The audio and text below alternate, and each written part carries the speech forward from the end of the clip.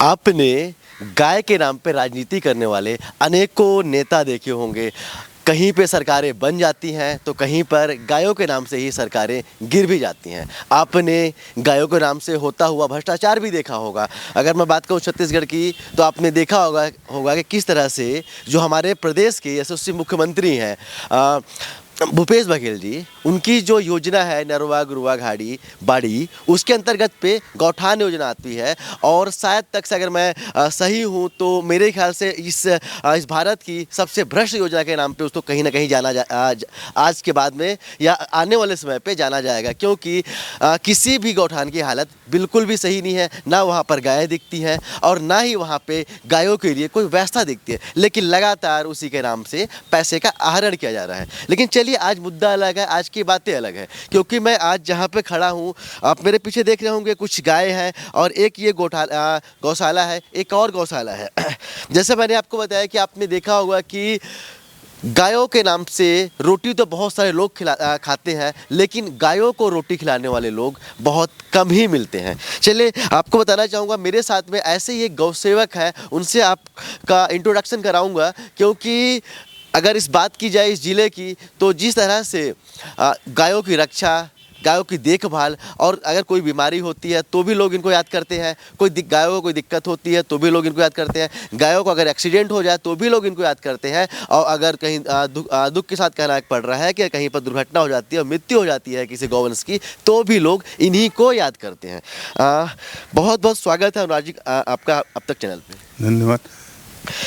मैं आपसे एक चीज़ पूछना चाहता हूँ कि अभी मैं पीछे देख रहा हूँ कि काफ़ी बहुत सारी गायें लंगड़ी हैं और बहुत छोटे छोटे गायों के बच्चे हैं। क्या ये सब के सब अनाथ हैं? ये सब हमको रोड में मिले हैं, कोई एक्सीडेंट में मिला है या किसी के घर के सामने कोई गाय बच्चा डाल दी है, वो नहीं रख पा रहा है, उसका मालिक नहीं मिल रहा है, तो मजबूरी में मुझे, क्योंकि मेरे यहाँ जो घर की गौशाला है वो पूरी तरह से पैक हो चुकी है, अब वहाँ जगह नहीं है, तो मुझे शासन के नाम से छोटी सी जगह मिली हुई है। ये मेन पार्किंग स्थल है, पर एक कोना में मुझे मिला हुआ है, तो यहीं इतने ही जगह में मैं कम से कम 15 गायों की सेवा कर रहा हूँ। टोटल कितनी संख्या पे आपने गौवंश को पाल रखा है? मेरे यहाँ भी घर में मेरे गौशाला में छोटे बड़े मिला के करीबन 35 गौवंश हैं और 15-16 यहाँ हैं। अच्छा, एक चीज़ पूछना चाहता हूँ, इस समय पे जहाँ पे एक हिंदू धर्म पे गायों को काफ़ी देवी माना जाता है, इसके बाद भी क्या लगता है कि लोग उतने जागरूक हैं या ऐसी सुख सुविधाएं या ऐसी व्यवस्था देते हैं अपने गौवंश को पालने के लिए? कोई व्यवस्था नहीं, केवल डेयरी संचालक लोग अपने गाय को सुरक्षित रखते। बाकी पूरे शहर में आपको गौवंश रोड में दिख जाएंगे। जो सरकार की सबसे बड़ी योजना है नरवा गरवा घरवा बारी गौठान, वो पूरी तरह से फेल है। यहाँ लगभग करोड़ों रुपए के गौठान बने, शहरी क्षेत्र में 50 लाख रुपए के गौठान बने, उसका पर कोई उपयोग आज तक नहीं हुआ है। बिल्कुल, मैं अगर मेरी बात देश के हमारे प्रदेश के मुख्यमंत्री जो हैं भूपेश बघेल जी, उनके पास जाती है तो आप समझिए। और मैं इस चीज़ को बहुत ही डंके की चोट पे आपसे बोल रहा हूँ कि आपकी जो गौठान योजना है उसका क्रियान्वयन सही ढंग से नहीं हो रहा है। आपको एक बार आके इनसे सीख लेने की ज़रूरत है कि आप इनके घर पे जाके देखेंगे कि किस तरह से गौवंशों को पाला जाता है। और एक चीज़ मैं यकीन से बोल सकता हूँ कि अगर आप हमारे ज़िले में से या कि हमारे प्रदेश में से कोई भी एक गौठान इनको दे के देखिए किस तरह से संचालन करते हैं और किस तरह से जो गौ सेवा होती है वो कहीं ना कहीं आपके अधिकारियों को बता देंगे, आपके कर्मचारियों को बता देंगे और आपके सिस्टम को भी बता देंगे।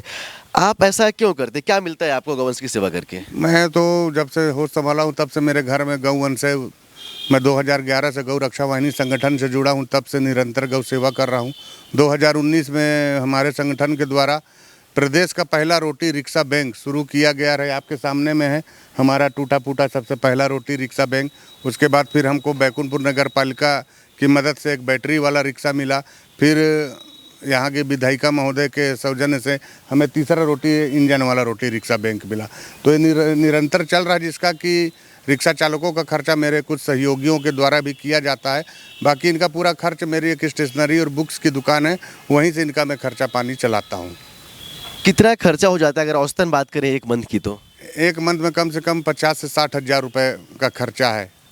लोगों से कितना सहयोग मिल पाता है आपको? लोगों से मान लीजिए जैसे किसी बालक का जन्मदिन है तो हमको 2 कुंटल भूसा दे दिया, दो चार पैकेट आटा दिलवा दिया या कोई धन से अपनी कुछ मदद कर दिया। यह है कि काम अभी तक गौ माता की कृपा से अभी तक दिक्कत नहीं हुई है, काम चल रहा है। चलिए, काम चल रहा है, गौ माता की कृपा से कोई दिक्कत नहीं हुई। कुछ क्या उम्मीदें करते हैं शासन से, और क्या उम्मीद है आपको इस प्रशासन के कि आपको कैसी हेल्प चाहिए होगी उनसे? मेरे कहने का मतलब है प्रशासन शासन की सबसे बड़ी योजना है नरवा गरवा घुरवा बारी गौठान। इसका सही से रख रखाव नहीं, अधिकारी लोग की लापरवाही। जब कोई अधिकारी या कोई बड़े मंत्री या मुख्यमंत्री का दौरा रहता है तो उन गौठानों में गाय अपने आप पहुंच जाती हैं।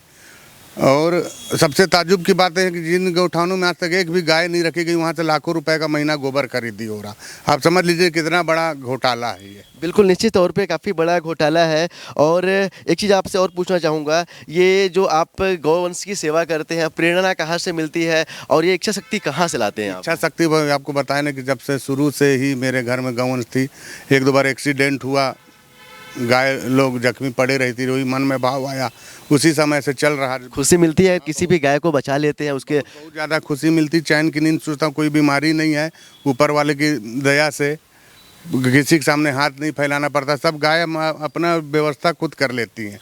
बस मन में बोलना पड़ता कि आज ये दिक्कत है, कहीं ना कहीं से व्यवस्था बन जाती है।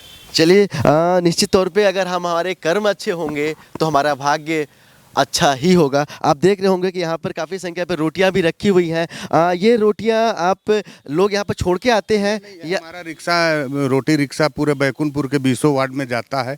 एक रोटी रिक्शा चालक हमारा भाई ये है, दो और गए हुए हैं। इनका 6,000 रुपये महीना एक जन का, हमारे पास 3 है, 18,000 रुपये तो खाली इनका खर्चा है महीना। कौन देता है पैसे? पैसा जैसे मेरे कोई दोस्त लोग 2-4-10 लोग हैं, 200 रुपये महीना, कोई 500 रुपये महीना, ऐसे करके एक रिक्शा वाले का निकल जाता, बाकी 2 रिक्शा वाले का मैं जेब से देता हूँ। चलिए, आप देख रहे होंगे कि किस तरह से गौवंश के लिए समर्पित जो हमारे साथ अनुराग दुबे जी हैं। और निश्चित तौर पे हमारे धर्म पे अगर मैं बात करूँ हिंदू धर्म की, तो इसमें गौ माता को काफ़ी पूजनीय माना जाता है। बोला जाता है कि सभी भगवानों का वास गौ माता के अंदर होता है। लेकिन इसके बाद भी आपको एक चीज़ बताना चाहूँगा कि हमारे देश का दुर्भाग्य ये है कि यहाँ पे गौ के नाम पे राजनीति होती है। चलिए देखिए, आपने देखा होगा गौवंशों के नाम पे हमेशा राजनीति होती है। क्या लगता है कोई भी पार्टी सच्चे मन से काम करती है गौवंशों के लिए? कोई नहीं, सब केवल दिखावा कर रहे हैं। योगी जी थोड़ी बहुत काम किए हैं गौवंशों के लिए, क्योंकि उत्तर प्रदेश में जो बूचड़ खाने थे, अवैध बूचड़ खाने, सरकारी बूचड़ खाने, वो सब बंद करवाए हैं। तो एक उम्मीद जगी है कि जब तक गाय को राष्ट्रमाता घोषित नहीं करेंगे तो गाय की दुर्दशा ऐसी ही रहेगी।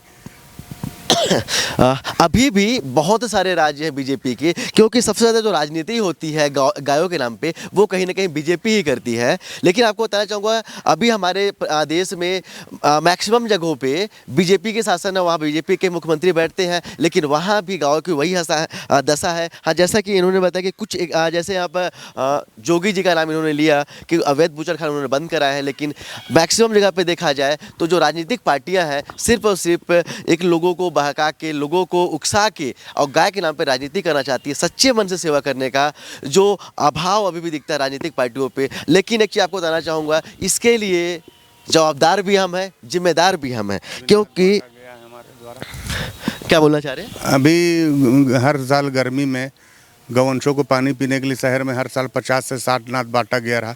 इस बार भी वो प्रक्रिया शुरू है। आपके सामने में नाद रखा है, खबर कर देते हैं। जो जिनको ज़रूरत रहती है आके यहाँ से पानी वाला नाद आता है सीमेंट का, उसको हमारे द्वारा निःशुल्क दिया जा रहा है। वो भी जन सहयोग से ही बनवाया गया है। 60 नाद, एक नाद की कीमत आज के डेट में 500 रुपये है। जी। चलिए, अच्छा लगता है कि कोई लोग आपके साथ आते हैं और आदमी, अगर आपकी प्रशंसा की जाए या बुरे बुरे से ये बोला जाए कि आपने गौवंशों के लिए किया, तो कहीं ना कहीं मन में खुशी मिलती है और एक आत्मसंतुष्टि मिलती है। चलिए, मैंने इस जीवन पे आके कुछ तो किया। हाँ, मैंने गायों के नाम पर राजनीति नहीं की, लेकिन गायों की सेवा सच्चे मन से की है। तो एक बार हमारे देश के लोगों को भी समझ जाना चाहिए कि जिस राजनीतिक पार्टियाँ, जैसी जो राजनीतिक पार्टियाँ हैं जो कहीं ना कहीं गायों के नाम से राजनीति करती हैं और गायों के प्रति समर्पित तो नहीं होती हैं, लेकिन कहीं ना कहीं अपनी रोटी और अपनी रोजी जरूर चमका लेते हैं, तो ऐसे नेताओं से भी हमें सतर्क होने की जरूरत है और ऐसे लोगों से भी सतर्क होने की जरूरत है। और एक बीच और बोलना चाहूँगा आपको कि ऐसे लोगों के साथ देने की जरूरत है जो समाज पे आते हैं और एक नया आयाम स्थापित करने की कोशिश करते हैं कि चलिए, सरकारें अगर हमारा साथ नहीं देगी या सरकारें थोड़ा बहुत भी साथ देंगी तो हम अपनी इच्छा शक्ति के दम पे जरूर समाज की रक्षा करेंगे। और जो रियल पे, एक्चुअल पे, जो ग्राउंड पे जो रियलिटी है, जो परेशानी होती है, उसको हम कहीं ना कहीं हल करने की कोशिश करेंगे। चलिए, आशा करता हूँ आपको हमारी जानकारी अच्छी लगी होगी। एक बार मैं आपको फिर से धन्यवाद देता हूँ राग दुबे जी कि आप जो कर रहे हैं, काफ़ी अच्छा लगता है कि समाज में ऐसे लोग आते हैं और हमारे समाज के लिए, हमारे देश के लिए कुछ करते हैं। नहीं नहीं, बहुत बहुत धन्यवाद आपका कि चलिए आपने समय निकाल करके इस, हो सकता है आपके खबर से और लोगों को भी प्रेरणा मिले। निश्चित तौर पे अगर जो सच्चे लोग हैं, जो भारतीय हैं, जो सच्ची निष्ठा रखते हैं, उनसे हम उम्मीद करेंगे कि आप भी कहीं ना कहीं इनकी मदद कीजिए, क्योंकि ये जो कर रहे हैं समाज के लिए कर रहे हैं और कहीं ना कहीं गौवंशों के लिए कर रहे हैं। चलिए, आशा करता हूँ आपको हमारी जानकारी अच्छी लगी होगी। अगर अच्छी लगी तो कमेंट करके ज़रूर बताएं। कैमरामैन अखिल के साथ अब तक के लिए मैं सुनील शर्मा। जय हिंद। घर चलेंगे।